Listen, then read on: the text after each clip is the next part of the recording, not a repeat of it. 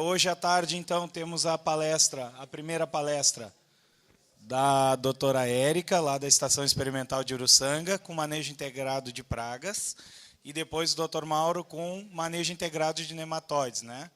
Então, são duas propostas bem interessantes, bastante atuais. A Érica vai estar trazendo também uma experiência nova aqui, o Mauro também, com resultados já locais, alguma coisa preliminar, mas já em andamento, né? Então, com muita satisfação que os colegas estão aqui, se esmeraram bastante para trazer esses materiais, já que não é as culturas com que não é a cultura com que eles trabalham, né, prioritariamente, mas com a experiência que tenho certeza que vão trazer ótimos resultados e ótimas estratégias para a gente seguir na cultura. Então, Érica, por favor. Boa tarde, pessoal. Tá, eu vou falar para vocês um pouquinho sobre o manejo integrado de pragas no maracujá. Como o Petri falou mesmo, eu estou começando a trabalhar com alguma praga no maracujá. E, assim, como entomologista de formação, né, pós-graduação, eu trouxe um apanhado aqui de algumas pragas que são importantes para a cultura, e vou passar para vocês com o devido também métodos de controle e tudo. E, assim, conforme a gente for explanando, vocês podem também perguntar, se surgirem perguntas, tá bom? Tá. Como acho que todo mundo aqui já ouviu falar de manejo integrado de pragas, tá? O manejo integrado, conceitualmente, tá? Ele visa o quê? Uma agricultura sustentável. Mas de que forma, né? Você começa já o manejo integrado desde o preparo correto do solo e adubação, a forma de plantio, quais são as mudas que você está utilizando, a sanidade dessas mudas. Tá? Está tudo envolvido para o inseto se manifestar como praga. As condições climáticas são muito dependentes de condições climáticas. E você, para isso, verificar se aquele inseto, a população dele, está no nível que se tornou realmente praga e pode causar dano para a cultura, você precisa trabalhar com métodos de amostragem, tá? E monitoramento. E, dependendo da cultura e da praga, já existem determinados níveis de controle para você entrar com algum método.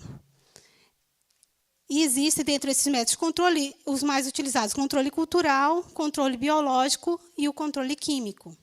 Lembrando sempre que, para você ter um bom manejo da tua área, você também tem que acompanhar, fazer um histórico dessas pragas que ocorrem nos pomares, tá? Ano a ano, e porque a gente correlaciona muito a ocorrência dessas pragas também com as condições climáticas daquele ano. Bom, a cultura do maracujá tem cerca de 97 pragas no mundo. Tá? Só que, como eu disse, né, para ele se tornar praga, um inseto se tornar praga, ele tem que atingir um nível populacional que pode me causar algum tipo de dano. Okay? E, para eu saber também, eu tenho que aprender a identificar quais são esses insetos que estão visitando a cultura. Tá? Para identificar se são pragas realmente já conhecidas, as pragas primárias, ou se é uma ocorrência esporádica de algum inseto ou algum surto populacional. Tá? E essas pragas elas vão variar de local para local.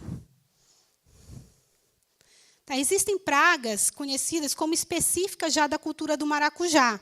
Aqui tem exemplo de algumas espécies, como a Dione juno juno, a Graulis vanille vanille, Diactop lineatus, Filones, algumas espécies, Anastrefa, algumas espécies, e Dasiops, algumas espécies. O que são isso? Essas primeiras eu vou passar aqui, todas elas. Essas duas primeiras são as lagartas, mais conhecidas na cultura. Isso aqui é um percevejo, que é específico da cultura do maracujá. Tá? Essa aqui é a broca da haste. Algumas moscas das frutas, e essa aqui também é considerada uma mosca das frutas, mas ataca muito o botão floral da cultura, tá? E pode também atacar frutos pequenos. Além dessas pragas específicas da cultura do maracujá, ele também recebe a visita de outros insetos, que são pragas que são polífagas. O que são pragas polífagas? Que elas não têm apenas o maracujá como cultura hospedeira. Ele tem outros hospedeiros. Então, o controle visa também você identificar quais são as culturas vizinhas do entorno desses pomares de maracujá. Tá? E aqui aqui tem vários exemplos de pragas polífagas. Tá? Leptoglossos, alguns percevejos, alguns besouros, algumas moscas, tá? Mosca branca, alguns ácaros, tá? Até a abelha. Então, tem várias espécies de insetos que têm diferentes hospedeiros, além do maracujá. Vamos entrar agora para aprender a identificar quais são as principais pragas da cultura, principalmente aqui no sul de Santa Catarina. Tá? As lagartas desfolhadoras, da família Nymphalidae. Nós temos aqui a Dione juno. Eu tentei fazer um material o mais didático possível, porque eu não trabalho especificamente com essas pragas. Mas, assim, eu fiz de uma forma para você conseguir, encontrou no campo, eu vou saber diferenciar se essa daqui é a Dione juno ou se é a Graulis vanille. Qual é a praga? Uma ou outra. O correto controle também requer a correta identificação da praga, tá, gente? Os ovos dessa lagarta, tá? Eles são colocados de forma agrupada.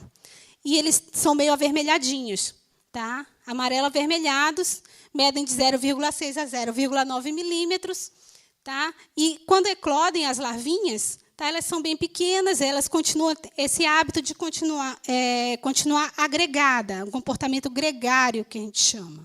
Tá? Elas normalmente são amareladinhas e atingem, no máximo, 5 milímetros, quando pequenas. Elas, quando se tornam maiores, o hábito gregário continua. Tá? Elas se tornam marrom escuras ou pretas, com pequenas manchas amarelas, e chegam até 35 milímetros. O corpo delas é recoberto por cerdas, tá? E, quando viram adulto, é uma borboleta de asa laranja, e a margem das asas são pretas. Atingem de envergadura até 6 centímetros, ou 60 milímetros. Normalmente, uma borboleta fêmea, ela pode colocar de 70 a 150 ovos. Tá? O ciclo de vida durante o inverno, a informação é de aproximadamente 45 dias. O que é isso? Desde o ovo até virar adulto. Leva cerca de 45 dias no inverno. Porque, lembra que eu falei que a temperatura, as condições climáticas afetam muitos insetos? Normalmente, quando o clima é mais quente, esse ciclo ele encurta. Tá? O nível de controle para lagartas é 30% de desfolha. Tá? E, naturalmente, existem umas vespas do gênero Polybia que controlam essas lagartas. Então, identificar possíveis inimigos naturais na lavoura, isso é interessante também. Tá? E aqui a outra lagarta comum na cultura do maracujá, que é a Graulis vanille. Tá? Qual que é a diferença para a primeira, a Dione juno? Ela coloca o ovo de forma mais isolada. Tá? O ovo, no começo, é amarelinho. Tá? Ele é mais alongado. E elas preferem colocar em folhas mais largas, ramos e caule. A primeira coloca mais em folhas. Essa aqui não, ela varia a postura. A lagarta, quando eclode do ovo, normalmente ela é pequenininha, ela é mais creme, e depois vai escurecendo. Ela tem essas cerdas aqui. Tá? Elas podem ter, o fundinho delas pode ser escuro, pode ser mais avermelhado, amarelado. Tá? Mas no último ínstar, o que é característico, o último ínstar é na última fase larval, quando ela atinge o máximo do tamanho dela, que é 40 milímetros, elas mostram essas faixas amarelas ao lado do corpo. Tá? São lagartas solitárias, diferentes da primeira, que elas vivem em bando, né, em gregárias. O adulto dela são borboletas de asas laranja avermelhada, com nervuras pretas. E, quando você vira do outro lado, ó, esses pontos, ela tem essas manchas prateadas. A primeira não tem, essa aqui tem. Tá? E ela é um pouquinho maior que a Dione juno. Ela mede de 60 a 75 milímetros. Uma fêmea, mais ou menos igual, de 70 a 140 ovos. Elas preferem colocar os ovos na porção abaxial das folhas, ou seja, embaixo das folhas. Tá? E o ciclo de vida no verão, aquele lá a gente tinha uma informação de inverno, mas no verão é aproximadamente 27 dias. Tá? E essa lagarta, existem trabalhos de levantamento que já identificaram algumas espécies de tricograma, ajudando no controle dessa lagarta. O tricograma é um parasitoide específico de ovos de lagarta. Então, você já tem ele naturalmente controlando, e também existem biofábricas que já produzem tricograma que a gente pode liberar para auxiliar no controle biológico dessas lagartas. Quais são os principais danos? Desfolha, desde o viveiro até o campo, reduzem a área fotossintética e a produtividade, e morte de plantas muito jovens. A primeira espécie de lagarta que eu mostrei, como ela tem esse hábito gregário, o potencial de desfolha dela é bem maior que a segunda, que é a Graulis. Tá? O controle, o cultural, o que é recomendado? Catação manual e destruição de ovos e lagartas, ensacamento de frutos. Isso aqui é para quando são áreas bem pequenas. Como que a gente pode aplicar um controle biológico? Existem inseticidas biológicos que podem controlar essa lagarta. Inclusive, esse aqui, o turicide, ele é registrado para a cultura. Tá? É a base de Bacillus thuringiensis. Existe também, naturalmente, um baculovírus. Lembra da lagarta da mandioca, que tem um baculovírus que controla ela, também natural? E também existe um baculovírus que controla essa lagarta. Tá? Existem também fungos entomopatogênicos que podem ser utilizados. Predadores e parasitóides, como o tricograma, com a recomendação de 3 cartelas por hectare, se você quiser fazer um incremento de tricograma no pomar. O controle químico é recomendado com produtos registrados. Lembre-se que sempre o registro tem o registro no mapa, no Ministério da Agricultura, e tem que ter também autorização para uso pela SIDASC, aqui no estado de Santa Catarina. Normalmente são recomendados produtos fosforados carbamatos, piretróides ou reguladores de crescimento com curto poder residual. Bom, nós também temos um outro grupo de pragas muito comuns na cultura do maracujazeiro, que são os percevejos. Tá? Existem algumas espécies que são mais comuns, tá? Que eu vou passar agora para vocês. Esse aqui é o Diactobalineatus, é um percevejo colorido, que tem essas tíbias deles são bem expandidas, parecem folhas coloridas. Tá? Eles sugam os botões florais e frutos novos.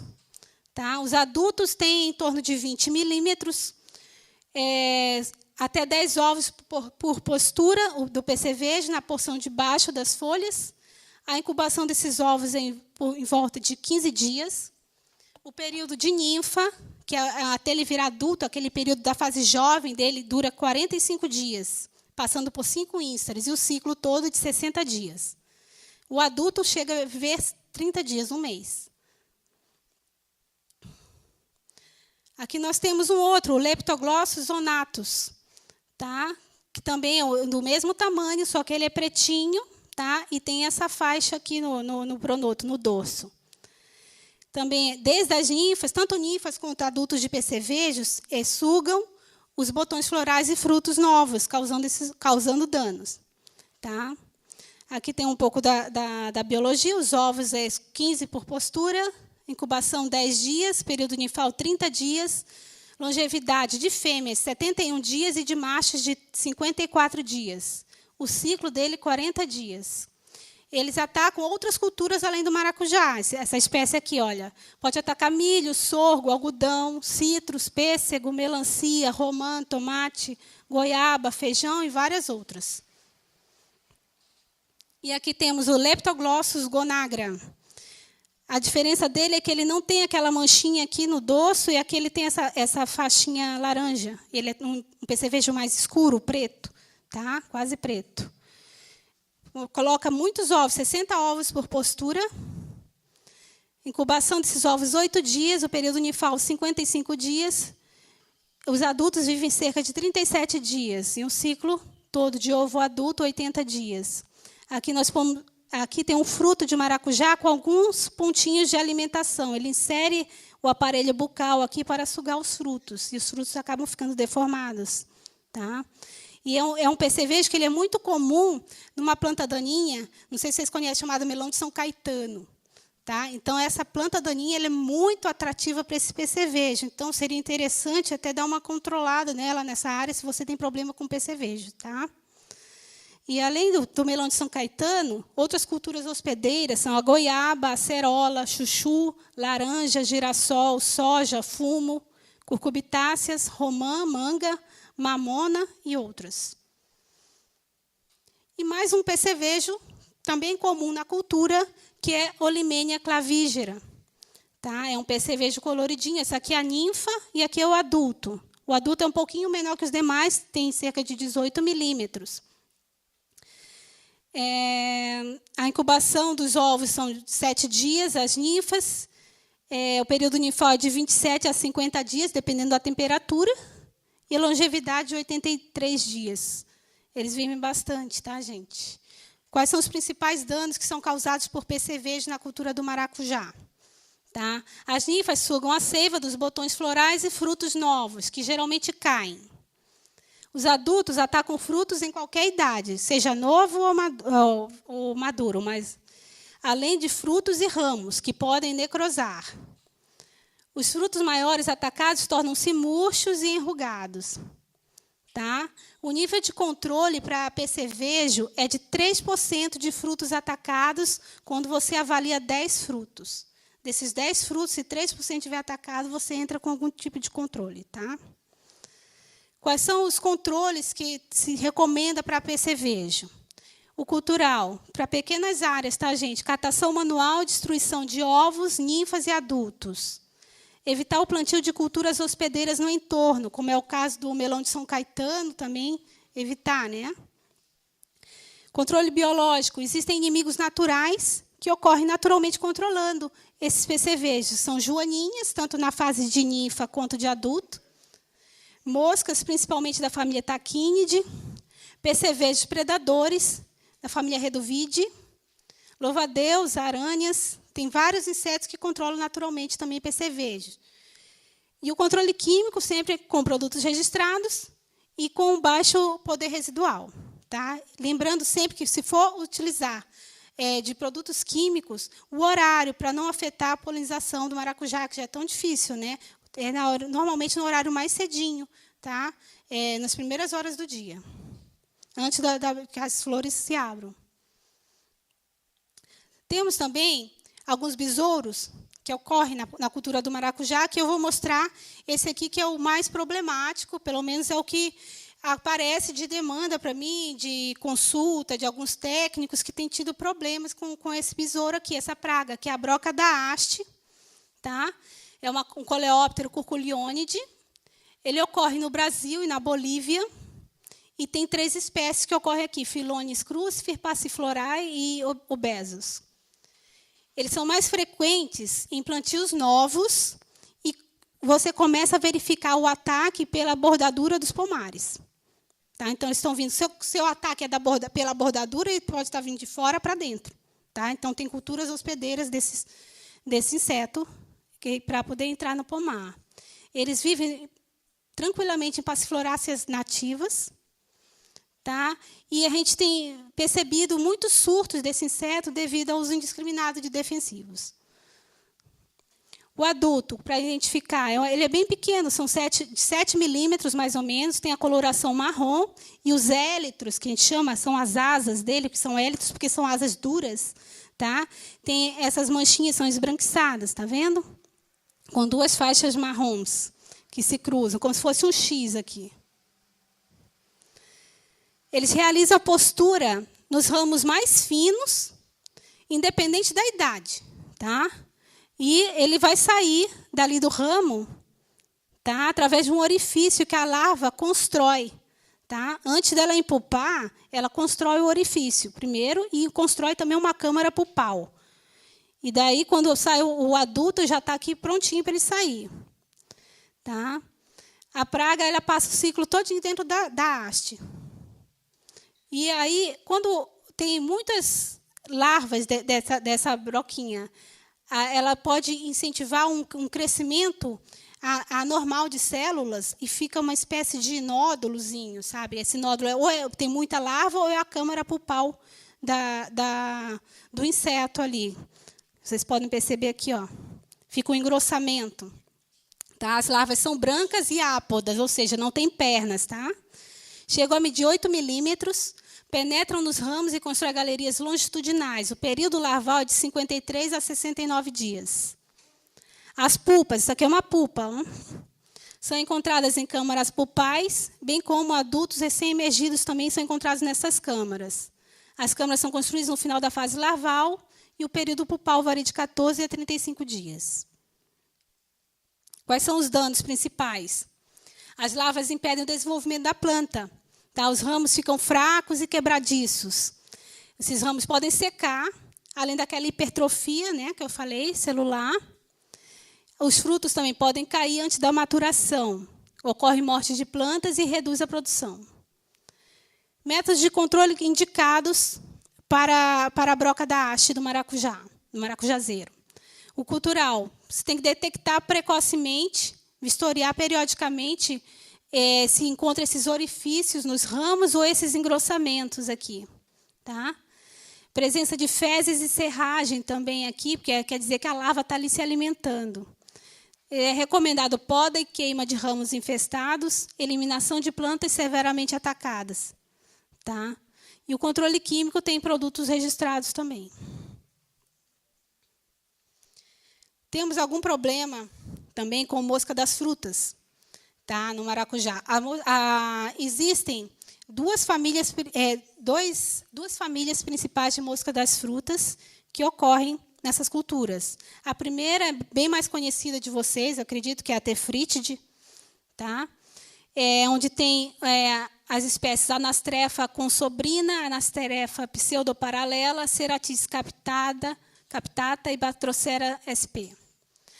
Tá? Como hospedeiras, as moscas das frutas também são pragas polífagas, tá? Sendo que essa pseudoparalela e essa consobrina elas são mais específicas do maracujá. Tá? Outros hospedeiros de mosca das frutas, pêssego, laranja, pera, abacate, goiaba, caqui, carambola, manga, café. Os ovos eles são colocados no interior dos frutos, ainda verdes, com período de incubação de 2 a 6 dias.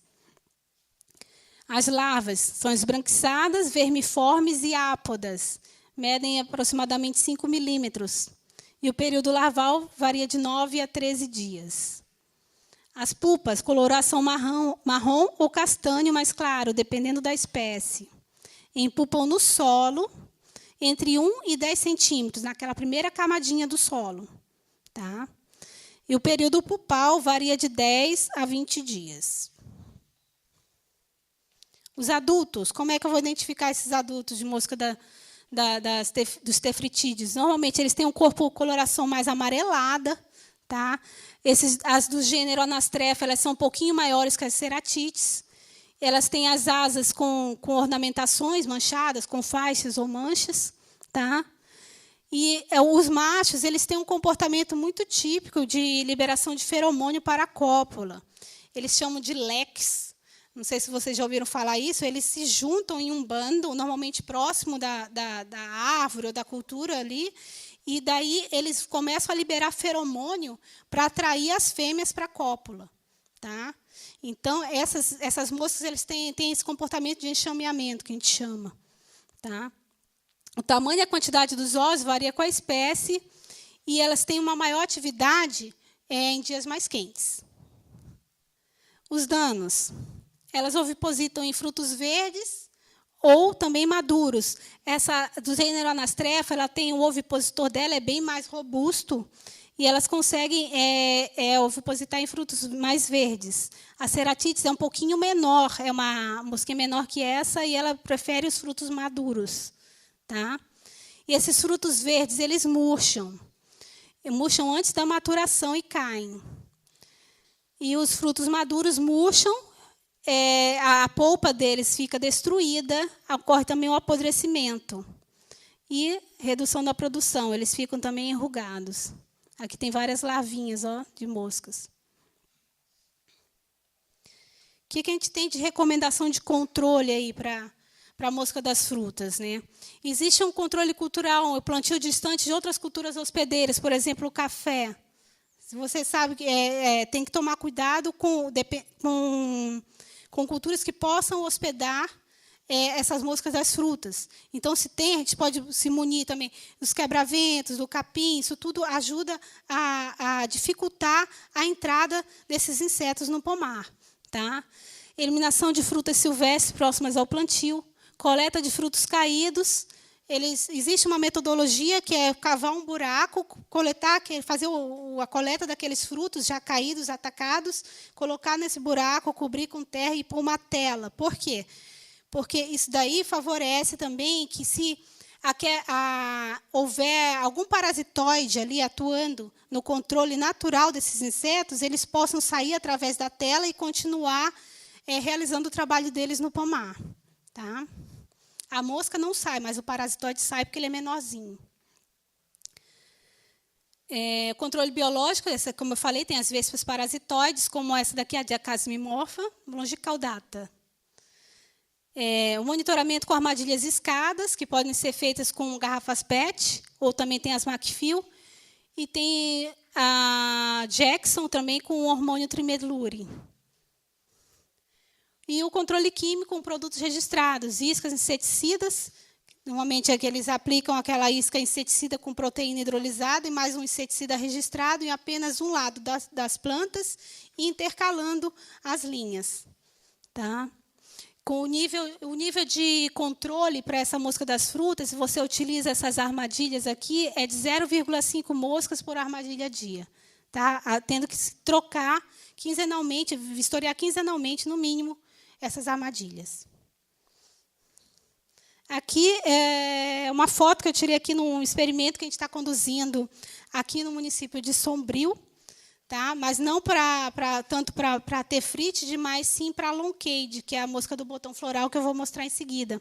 Tá? Nós estamos testando alguns atrativos para ver se existe algum que seja mais eficiente para essa família de moscas. Depois eu explico um pouquinho melhor o trabalho. Agora, vamos primeiro conhecer qual é essa mosquinha que a gente está estudando mais a fundo. Tá? A da família Longcade é conhecida como a mosca do botão floral do maracujazeiro. Tá? Existem algumas espécies que já foram identificadas na cultura do maracujazeiro aqui no Brasil. Tá? As do gênero Dasiops inédulis e friescene e Neusilbas adolica. Tá? Elas podem atacar tanto o botão floral e tem espécies que também atacam os frutos. Tá? O ciclo de vida dessa mosquinha é de aproximadamente 23 dias a 25 graus. Isso é condição de laboratório. A longevidade do adulto é de 1 a 2 dias apenas. O que acontece? Essa mosca ela coloca os ovinhos aqui na base do botão floral, tá vendo? Ela perfura aqui, ó, e coloca os ovos. Ovipositam também em frutos. E o período de incubação até sair a larvinha é de 2 dias. Saindo a larvinha, aqui uma larvinha esbranquiçada, vermiforme e não tem pernas. Elas atingem de 5 a 6 milímetros, quando então elas se alimentam ali de todo o conteúdo do botão floral. Aquele botão floral ele pode cair, tá? Ela derruba as flores, e essa larva ela empupa também no solo. Tá? O período larval é bem rápido, de aproximadamente 7 dias. Tá? Aqui é a pupa dela, é uma pupa marrom, e o período de pupa é mais ou menos 13 dias. Aqui a mosquinha atuando, ó. Os adultos são pretos, com reflexos brilhantes, um brilho metálico, pode ser um reflexo meio azulado ou esverdeado. Tá? São mosquinhas bem pequenas, todas pretas, bem pretas, de 4 a 5 milímetros. Tá? E a asa dela é todinha transparente, não tem asa. A Longcade não tem mancha na asa. A Tefrite tem cheio de manchinha, o corpo amarelo. Essa aqui é o corpo preto, ela é menorzinha e a mancha não tem mancha nenhuma nas asas. Tá? A taxonomia dessas moscas ela é bem complicada. Como é que eu vou falar? Ela é feita com base na genitália desses insetos. As do gênero Dasiops, ela é feita aqui através da terminália da genitália feminina, tá? Aqui é o ovipositor da fêmea, e então é visualizado isso aqui muitas vezes em nível de microscópio, tá, gente? Para a gente poder estudar as estruturas, os pelos, o formato e tudo, para poder identificar a espécie. A olho nu, aspectos morfológicos dessas moscas da família Longcade, a gente consegue identificar o gênero. Como eu falei, tem 3 gêneros dessas Longcades que ocorrem no Brasil apenas, que é Dasiops, Neusilba e Longkea. Tá? As Dasiops, elas são mais fáceis de identificar pelo ovipositor da fêmea. Já as do gênero Neusilba, você tem que extrair a genitália do macho e fazer lâminas de microscópio para poder estudar a estrutura e saber qual é a espécie. Tá? Então, por isso, bem pouca gente trabalha com isso. Recentemente, eu fiz uma capacitação com uma taxonomista, tem 2 taxonomistas apenas no Brasil, capazes de identificar moscas Longcade. A gente foi lá aprender a identificar. E, fora eles, tem um taxonomista nos Estados Unidos e outro na Irlanda, apenas. Tá? E um dos taxonomistas que mais tem trabalhos, ele cobra por espécime identificado. E essa que deu o curso, ela não cobrou, fez de graça o curso para a gente, só teve que se deslocar lá, ainda bem, né? Então, aí qual que é a intenção? É justamente a gente, a médio prazo, conseguir identificar quais são as espécies que ocorrem nas principais culturas atacadas por Longcade em Santa Catarina, como o maracujá. Nós temos também a mandioca, nós temos a pitaia, que são culturas de bastante... como fala? Estão bastante plantadas aqui na nossa região. Né? Então, tem moscas, pragas dessas culturas. E o que a gente quer identificar? Se, de repente, uma cultura está servindo de hospedeiro alternativo de uma para outra, até para ter recomendações de manejo dessas moscas. Tá? Quais são os principais danos? O amarelamento, o apodrecimento e queda dos botões florais, murcha, má formação de frutos, redução na produção. Bom, na Venezuela, aqui nos outros países vizinhos, eles têm estudos bem mais avançados com essas moscas Longcade. Eles plantam não só o maracujá amarelo, como a gente conhece, mas eles têm várias outras variedades de passiflora, curuba, galupa e outras espécies. E todas elas têm alguma mosca da família Longcade que é praga bastante expressiva. Por exemplo, na Venezuela, eles chegam a causar danos que chegam até 65% da produção.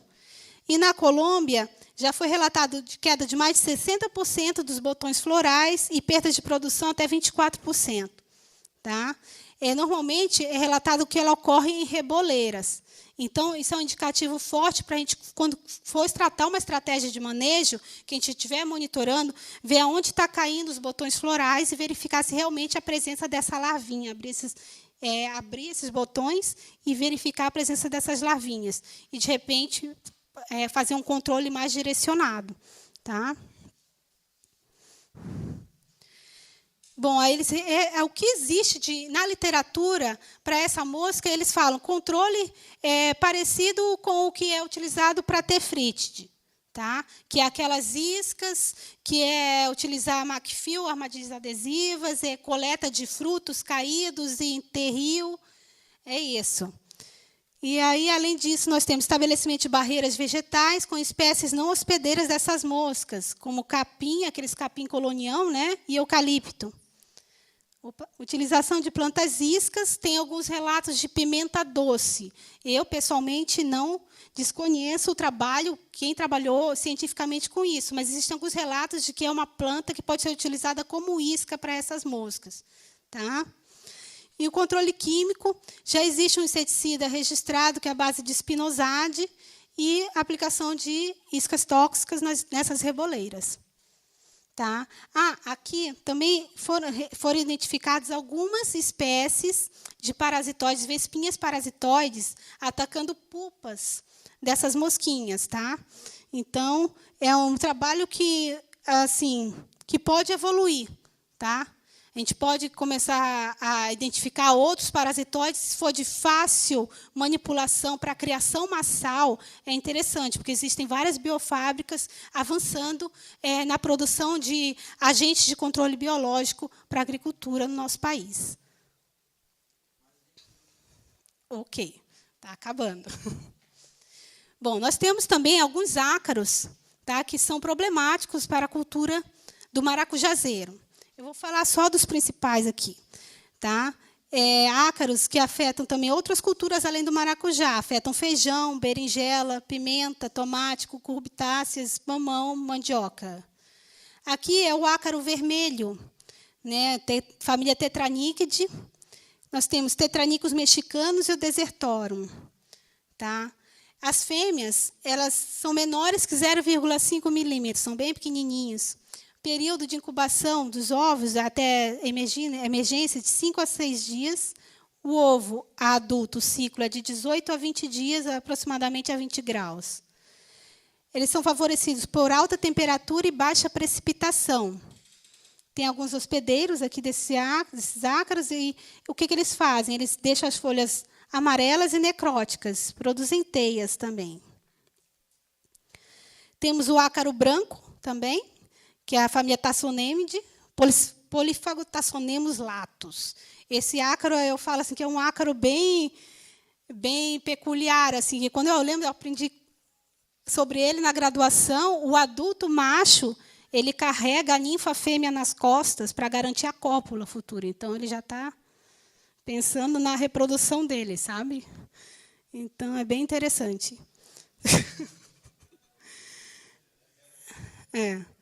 A fêmea desse ácaro é 0,17 milímetros, tem um ciclo de 3 a 5 dias, deformam as folhas e nervuras e ponteiros.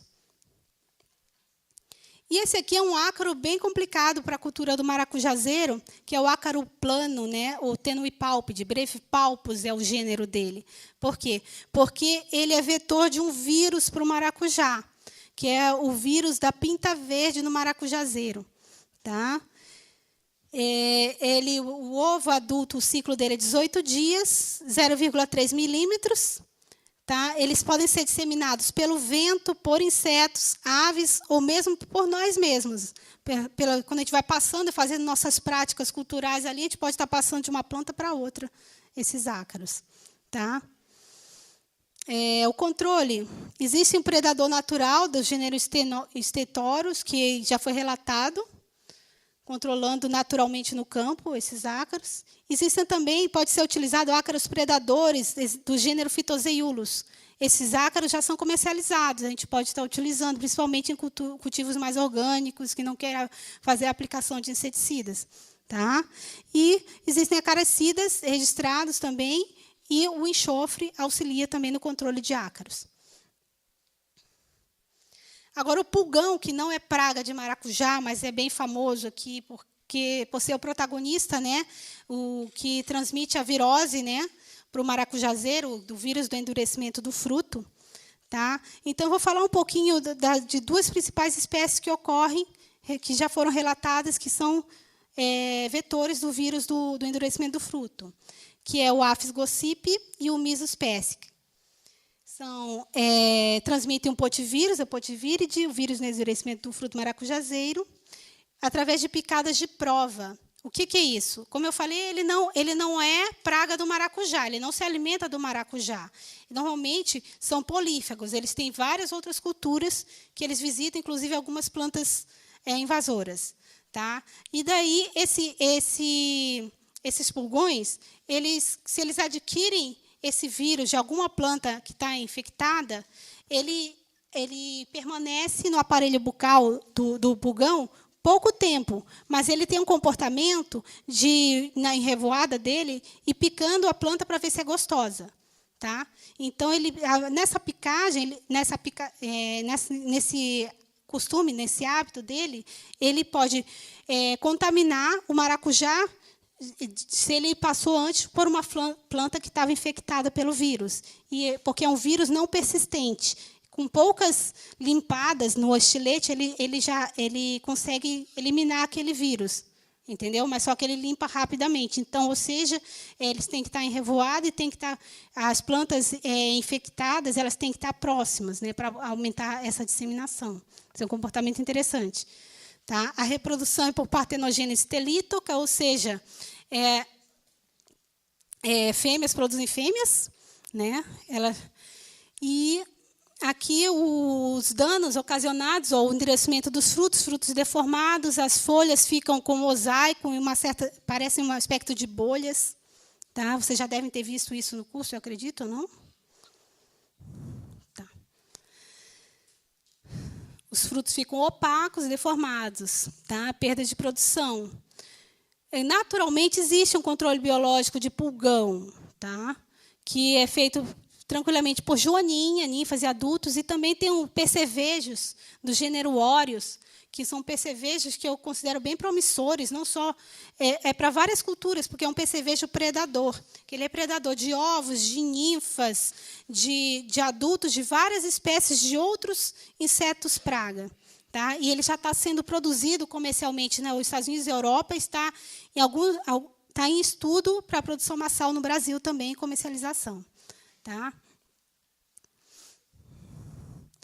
Aqui, vocês me corrijam se eu estiver enganada, tá? Mas eu me baseei nas recomendações que foram repassadas pelo Adalton Haga no ano passado, que levantou esses trabalhos aqui de recomendação, tá? Para medidas do MIP, para a cultura do maracujá em relação à virose, né? Utilizar mudas sadias com 80 centímetros, procedentes de viveiros registrados, protegidos com tela antiafídeo e situados distantes de áreas de plantio. Não adquirir mudas procedentes de regiões onde há ocorrência da doença. Antes do plantio, eliminar pomares velhos e abandonados.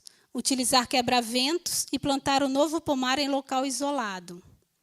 Inspecionar diariamente os pomares e eliminar as plantas com sintomas da doença.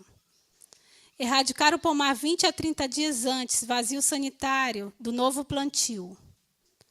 Manter as entrelinhas do pomar permanentemente vegetadas e roçadas, preferencialmente com gramíneas. Não cultivar nas entrelinhas e nas adjacências do pomar plantas hospedeiras do vírus, como feijão, crotalária, amendoim, mucuna, ervilha e soja. Tá? Essas são as recomendações que eu não sei se continuam valendo. De repente, o professor Edson pode dar alguma contribuição.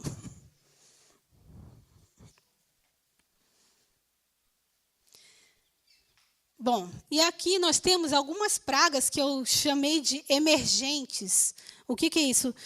Porque até então, eu já tinha feito um apanhado com o Sandoval, me auxiliou, para quais são as principais pragas que causam problemas no maracujazeiro aqui no sul do estado.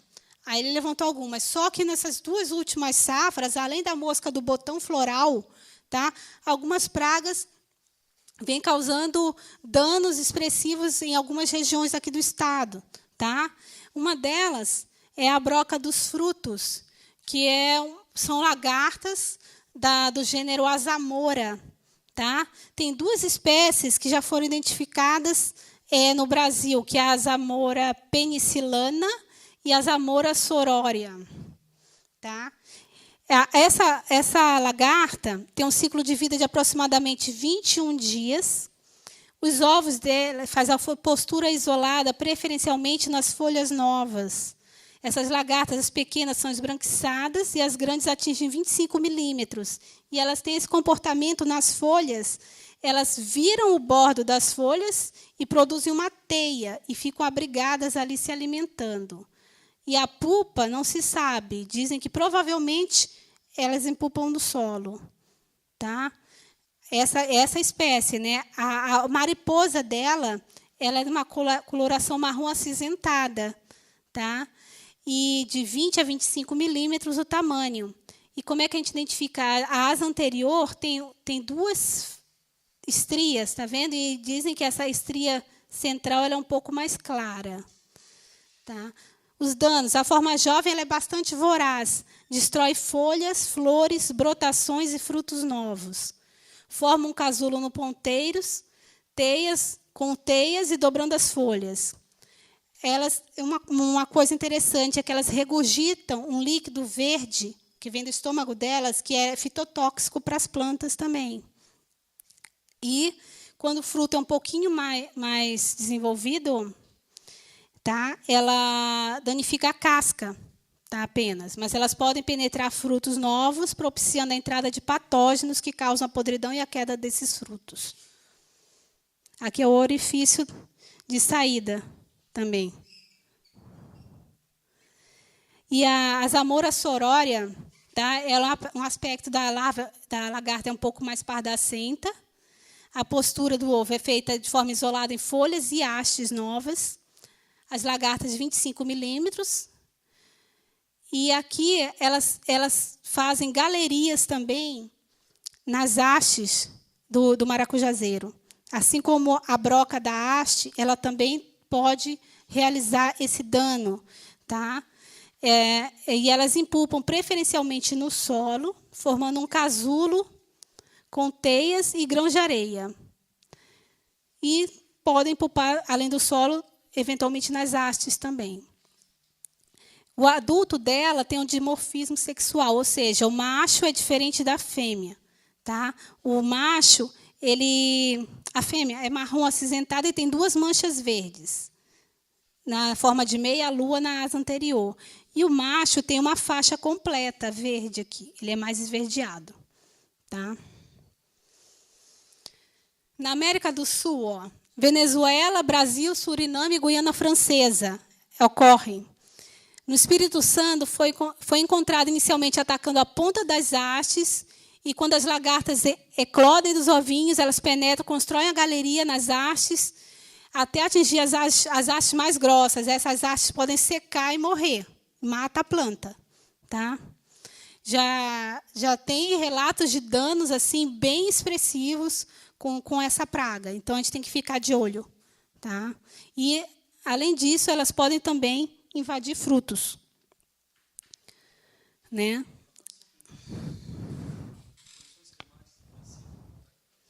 Com certeza. Com certeza. Não sei se ali eu marquei alguma coisa. Deixa eu ver. Acho que não, né?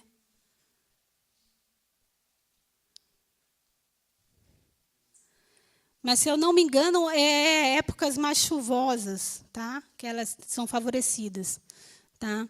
E o que tem de recomendação de controle? Catação e eliminação de frutos atacados, inspeções periódicas para detectar a presença da praga e aplicar inseticidas registrados para a cultura, evitando aqueles inseticidas que são pouco seletivos aos inimigos naturais. É só isso que a gente tem de recomendação para essa praga, que é uma praga que está se tornando expressiva mais agora. Pouca gente estudou.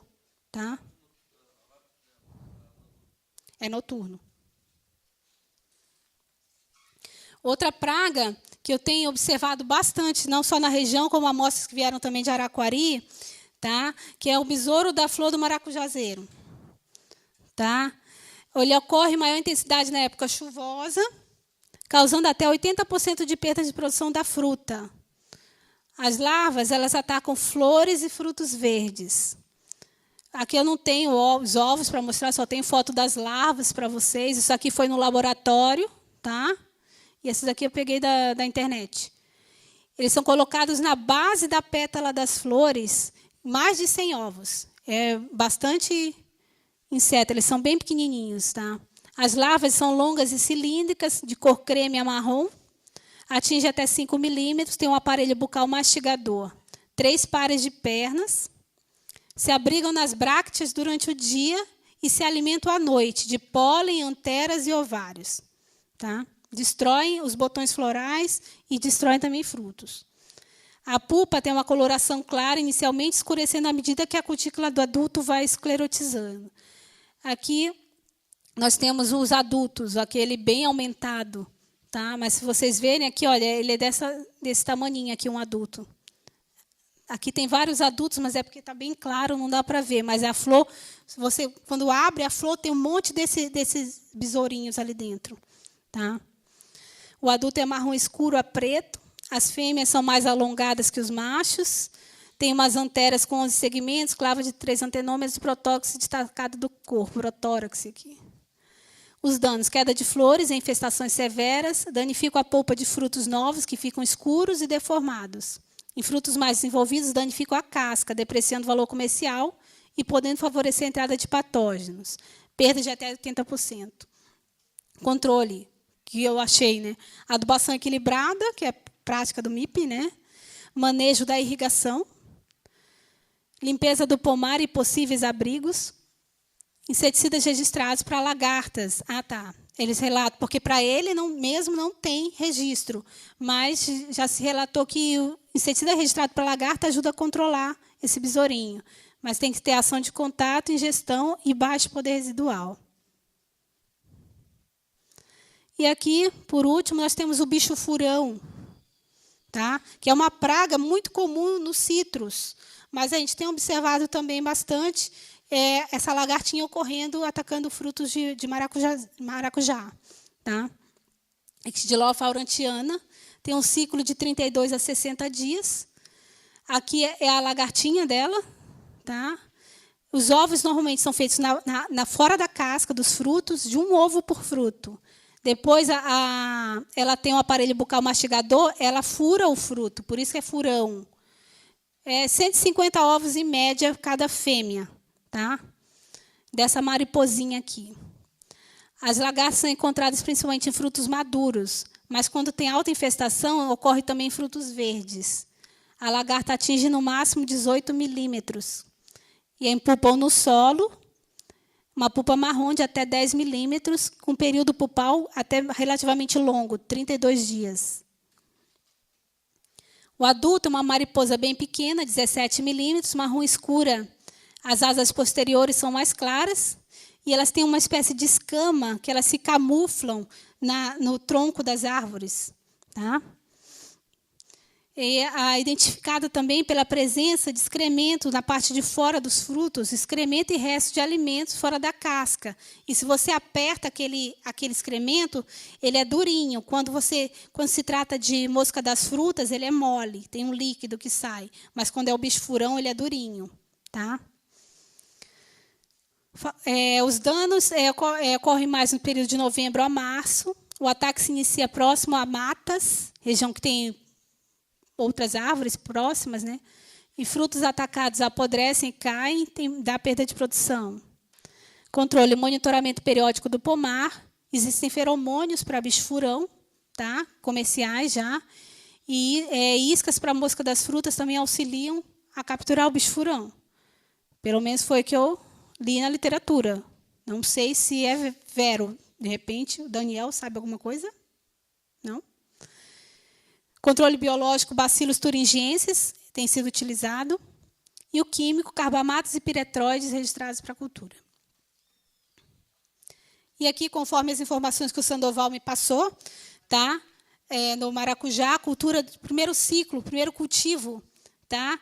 Aqui, logo após o plantio, que é lá para agosto, setembro, na fase vegetativa, começa a aparecer as primeiras pragas aqui no sul, que são as lagartas, seguida dos percevejos. Assim que começam a aparecer os frutos, né? E daí a mosca do botão floral e a broca do fruto vem mais ou menos na mesma época, lá para novembro, dezembro. E já no florescimento, em época de produção, época um pouco mais seca, os ácaros, não é isso? E depois, se aqueles que ainda adotam o cultivo de 2 ciclos, né, de 2 anos, aí no segundo ciclo, depois da poda, essas pragas elas ocorrem muito mais cedo, tá? Então as lagartas já começam a ocorrer logo aqui, ó, agosto, setembro, e antecipa o aparecimento de todas essas pragas. Aqui nós temos uma listagem de todos os princípios químicos que são registrados para a cultura do maracujazeiro em termos de inseticida e acaricida, tá? Temos também bacilos e outros inseticidas que podem ser utilizados no manejo, tá? Na aplicação correta desses inseticidas, tá? Que a gente vai escolher de acordo com a eficiência, com a seletividade, o custo e a toxicidade. Uma boa pulverização tem que levar em conta 3 fatores: eficiência, seletividade e rotação de produtos. conhecimento de inimigos naturais presentes torna esse tripé eficaz e sustentável. Tá? Nós temos um comitê brasileiro de ação à resistência a inseticidas, é o IRAC. Tá? Se vocês pesquisarem no Google por IRAC, Comitê de Resistência a Inseticidas, vocês vão encontrar lá bastante informação como realizar essa rotação de produtos, de princípios ativos por modo de ação. Não é só rotacionar o produto. Se eu vou trabalhar com inseticida, eu tenho que rotacionar aonde esse inseticida atua no inseto. Tá? E fazer uma rotação adequada. Tá? E aí eles classificam esses inseticidas por faixas de cores, de acordo com esse modo de ação. E praticamente como seria feito essa rotação do produto por modo de ação? Eu conhecendo o ciclo, lembra que eu passei várias vezes, qual é o ciclo da praga? Isso é importante por quê? Porque 21 dias, por exemplo, é um ciclo de uma praga. Se eu faço o monitoramento corretamente, pego aquela praga bem no início da cultura, eu vou munir do inseticida, eu vou saber que ela apareceu recentemente há 21 dias. Então, eu vou aplicar um produto aqui nessa primeira geração da praga, tá? Para controlar essa primeira geração. E aí, somente após concluir aquele período, que seria da primeira geração da praga, para ela concluir, é que eu poderia entrar, havendo necessidade, com um outro produto, diferente do primeiro. Tá? Que é com um outro modo de ação. E assim, se houver outra regeneração da praga, dependendo da praga, e for necessário aplicar novamente, eu posso voltar, e sim voltar para o primeiro produto, mas não aplicar sempre o mesmo, porque daí eu vou estar selecionando aqueles insetos resistentes. Um exemplo para ficar mais claro, né? A mosca do botão floral, ela tem o ciclo dela, são 21 dias. 23 dias. 23 dias. O intervalo de aplicação, se eu não estou enganado, são 7 dias. Teria que fazer, então, 3 aplicações de provado para ter efetivo controle. Não, primeiro você vai aplicar. O ideal é ver se realmente você acompanhar para ver se está funcionando. Não ir aplicando indiscriminadamente. Passou uma semana, aplicar de novo. Por isso é importante o monitoramento, tá? Para ver se ela está aumentando aquela população ou não. Tá? E daí, se é 23 dias, eu apliquei ali, identifiquei, por exemplo, comecei a identificar os primeiros, já está com 2 semanas. Dificilmente a gente consegue identificar bem no comecinho, a não ser que você faça uso de outros métodos de monitoramento bastante eficientes para ver quando que o inseto está entrando no pomar, sem nem mostrar dano no fruto ou no botão floral. Né? Mas o ideal é você aplicar ali, e se você for utilizar novamente o inseticida, o ideal é você aplicar um outro modo de ação. Se não matou a praga naquele período, você não aplicar mais o mesmo. Aplicar um outro, para controlar a segunda geração da praga. Porque se você continuar aplicando mais do mesmo, você vai estar selecionando aqueles indivíduos para resistência. Entendeu? Dentro do MIP, controle, gente, não é só inseticida. Desde que eu falei, vamos finalizar aqui, lembrando que tem todo um manejo de ambiente que pode ser feito. Lembra que para o pulgão, agora a indicação é deixar as entrelinhas vegetadas, porque ele vai limpar o estilete dele naquelas culturas rasteiras, ele vai diminuir aquela transmissão para o próprio maracujá. Ok? Existem alguns agentes de controle biológico que são promissores, têm perspectivas promissoras de uso. Tem uns que já estão no mercado já há algum tempo, como a Bovéria baciana, a metarrhizium, que são fungos entomopatogênicos que podem ser utilizados para lagartas. O uso de parasitóides como o tricograma também, que já é de um uso bastante difundido.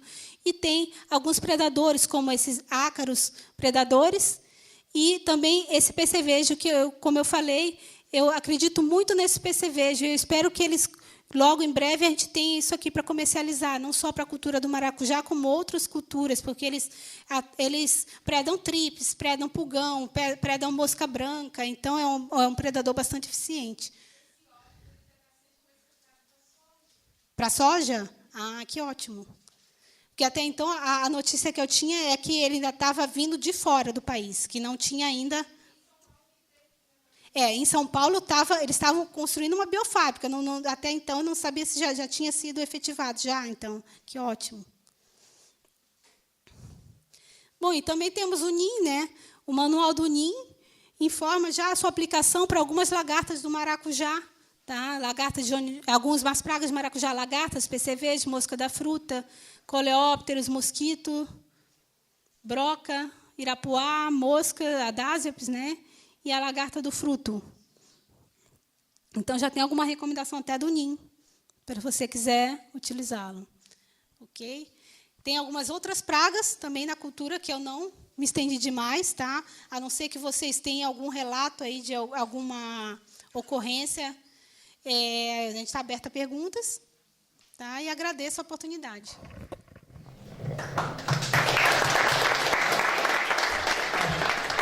Bom, pessoal, obrigado, Érica.